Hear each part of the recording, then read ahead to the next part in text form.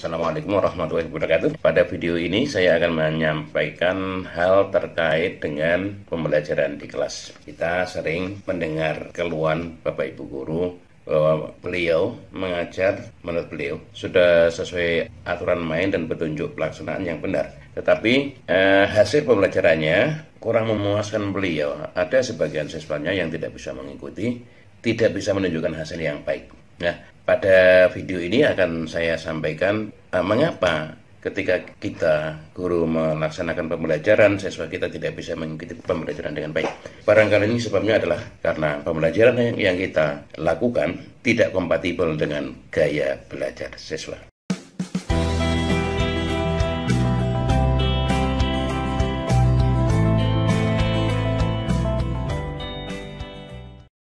Baik, kita masih bersama dalam pembahasan tentang pembelajaran dan gaya belajar siswa. Bapak Ibu, 3 hal yang akan kami sampaikan adalah pertama tentang pengertian pembelajaran, yang kedua gaya belajar siswa, dan yang ketiga adalah pembelajaran yang kompatibel dengan gaya belajar siswa. Mari kita mulai. Yang pertama, pembelajaran. Pembelajaran itu, kalau menurut bahasa kita, sebetulnya adalah kegiatan yang terjadi di dalam kelas maupun di luar kelas, di lingkungan sekolah, yang intinya ada guru yang mengajar, siswa belajar, dan ada yang dipelajari. Ada 3, saya ulangi. Ada guru yang mengajar, ada siswa yang belajar, dan ada yang dipelajari. Mari kita cermati, apakah pembelajaran yang kita lakukan di kelas itu benar-benar melibatkan ketiga hal ini? Kita, guru mengajar, muridnya belajar, murid kita belajar, mengikuti apa yang kita arahkan, dan mereka terlibat dengan bahan ajar yang kita berikan, yang kita siapkan di dalam pembelajaran itu sendiri. Ini sesuai dengan panduan dari Undang-Undang Nomor 20 Tahun 2003 tentang Sistem Pendidikan Nasional. Pada pasal 1 poin 20 itu disebutkan bahwa pembelajaran adalah proses interaksi peserta didik dengan pendidik dan sumber belajar pada suatu lingkungan belajar. Memang ada banyak pendapat dari banyak ahli dengan susunan kalimat yang berbeda. Namun intinya tetap di dalam pembelajaran itu ada orang yang membelajarkan, ada orang lagi yang belajar, dan ada sesuatu yang dipelajari. Kalau kita mengajar di kelas ya berarti ada kompetensi yang ingin dicapai. Kita mengajarkan apa, siswa belajar apa, itu. Ini pembelajaran ya. Jadi kadang begini, kita para guru merasa sudah mengajar, sudah melaksanakan pembelajaran di kelas, tapi sesungguhnya kita tidak melaksanakan pembelajaran di kelas itu. Gimana? Ketika kita guru mengajar, tapi siswa kita tidak terlibat di dalam pembelajaran itu. Siswa ngantuk, siswa bermain dengan teman, tidak konsen dengan apa yang kita inginkan mereka lakukan. Kalau kita yang aktif, siswa tidak, maka itu kita tidak melaksanakan pembelajaran di kelas. Kita hanya mengajar. Jelas ya? Begitu juga siswa belajar di kelas bukan atas instruksi dari guru, karena pembelajaran itu dari kata instruksional, instruction. Mereka belajar membaca sesuka hatinya, apakah belajar atau tidak itu. Tetapi yang jelas ini juga tidak termasuk pembelajaran karena tidak ada keterlibatan guru, siswa belajar sendiri atau siswa belajar bersama. Yang ketiga, keterlibatan bahan ajar.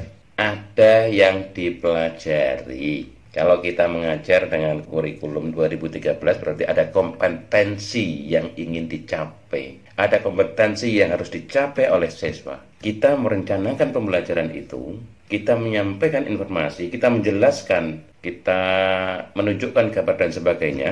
Siswa kita mengikuti, kemudian belajar dari situ. Apa itu belajar? Siswa dikatakan belajar jika siswa setelah mengikuti pembelajaran itu, mereka berubah sikapnya. Dari yang tadinya tidak tahu, menjadi tahu. Dari yang tadinya tidak mengerti, menjadi mengerti. Dari yang tadinya tidak paham, menjadi paham. Agak rumit ya? Ini teknis.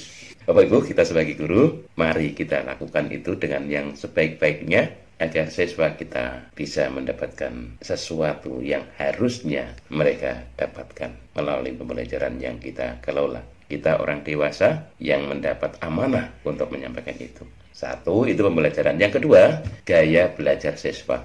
Bapak Ibu, orang kita ini, termasuk anak-anak kita, siswa kita, mengenal dunia luar. Dunia luar itu maksudnya dunia di luar diri kita, itu dengan indera kita. Kita mengenal 5 indera, panca indera disebutnya, yaitu indera penglihat, mata, indera pembau, Anak kadang-kadang menyebut pencium, ya bolehlah mencium bau gitu, boleh mencium bau. Tapi fungsi hidung itu kan sebetulnya fungsinya tidak hanya untuk membau, mencium bau, tapi untuk bernapas, menghirup udara dan sebagainya gitu ya. Tapi untuk kaitannya dengan mengenal dunia luar ini, yang kaitannya dengan pembelajaran, kita sebutkan saja sebagai indera pembau. Yang ketiga, mulut kita. Sesungguhnya yang kita ingin maksudkan adalah lidah kita, pengecap rasa, perasa atau pengecap. Kita mengecap rasa, ada rasa asin, mengenal rasa asin, pahit, manis, itu lewat lidah kita. Tentu saja mulut itu termasuk, karena nanti ketika kita berbicara, kita juga menggunakan bagian mulut itu, bukan sekedar lidah. Ada gigi yang berfungsi, ada bibir yang berfungsi juga. Tapi yang lidah ini untuk pengecap, membedakan rasa manis, asin. Selanjutnya pendengar, telinga. Telinga itu adalah untuk mendengarkan suara. Jadi yang bisa ditangkap oleh telinga kita adalah bunyi-bunyian atau suara.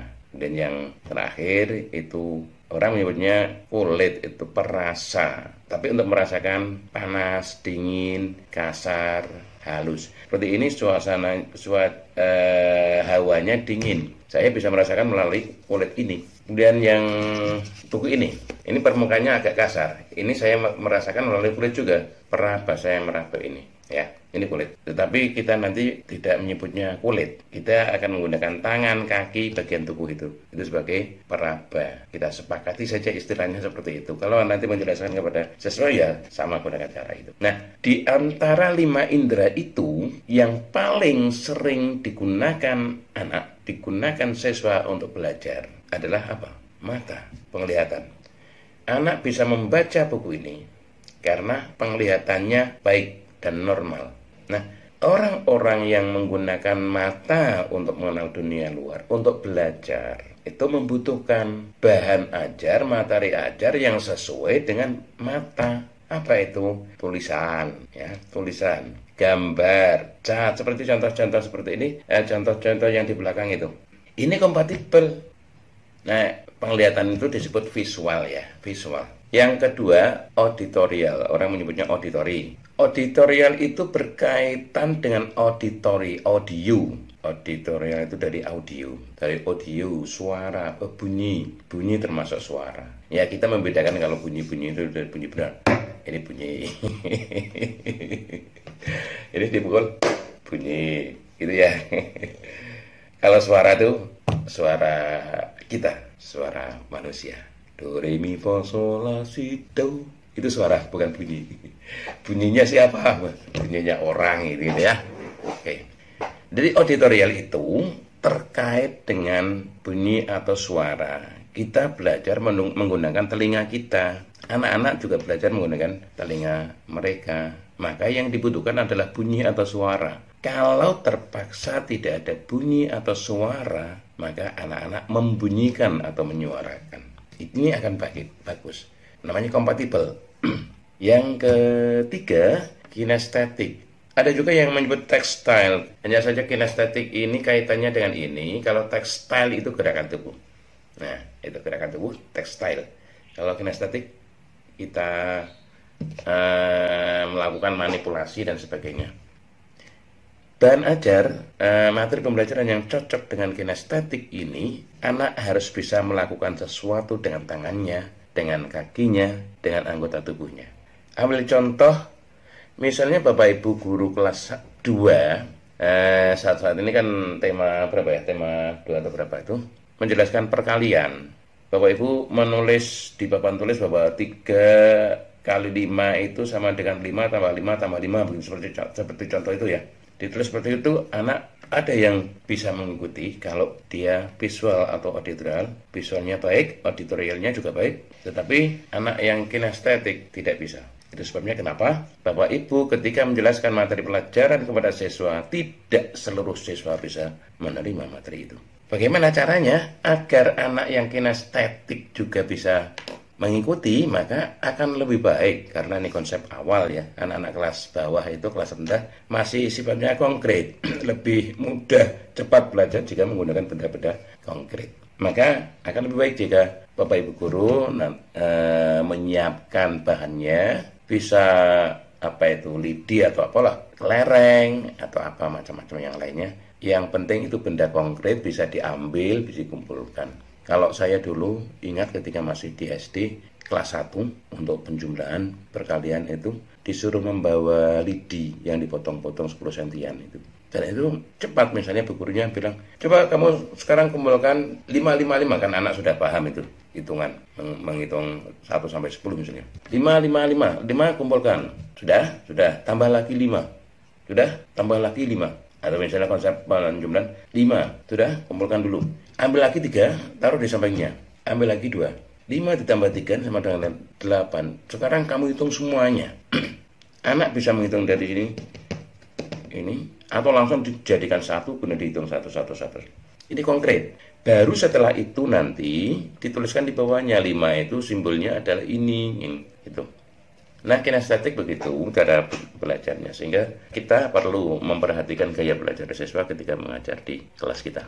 Nah, gaya belajar tadi ada anak tertentu yang dominan pada visualnya sangat kuat gitu. Ada yang dominan pada auditorialnya, ada yang dominan pada kinestetik, ada juga yang dominan di ketiganya.